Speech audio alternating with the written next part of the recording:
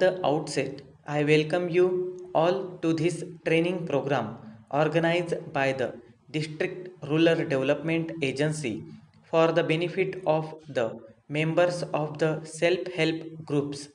I think that this is for the first time that such a training program is arranged for the women. I am very happy to know that about 60 women are selected from one village and they are being provided with the training. Para. Trainings are important in the sense that they would make it possible for everyone to learn something. For women like you who are interested to live on your own lives, besides providing employment or self employment to some such trainings, would boost your confidence. Para, the district administration has thought of providing trainings at various levels. The first level is aimed at imparting the basics of self help and how to motivate others to join the revolution. This not only enables you to keep the members together but also develops the leadership qualities. Many of you are no doubt intelligent to understand the various aspects and implement them in your day to day lives. This is a training program which is different altogether from the earlier trainings. As you are aware, information technology is making rapid progress.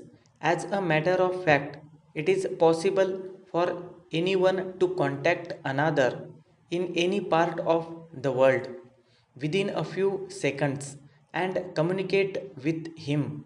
Also, it helps to exchange and distribute the knowledge among different persons. It has been the policy of the state government that all the villages should be provided with the global communication system within the next 3 or 4 years. For this purpose, an amount of rupees 70 crores has been allotted. Para. This amount will be spent for providing the necessary facilities.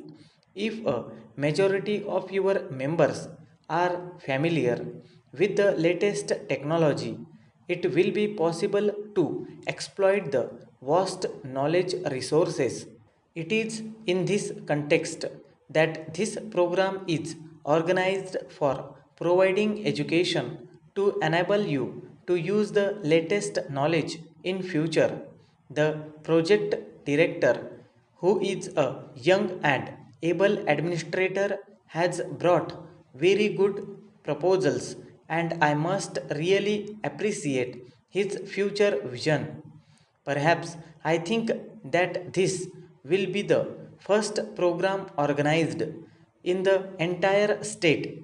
You must be very thankful to him for giving you an opportunity to participate in this program. I wish you all success in your endeavors. Para. Sir, this is with reference to the news item in your paper about the corrupt practices at the check post in the borders of the state. It has been a regular feature of every newspaper to report such irregularities in various departments, and the commercial taxes department is no exception. Para. It is a well known fact that driver of every vehicle is after all a human being and does not hesitate to earn money at all cost. He allows people in the lorry to be carried to a short distance.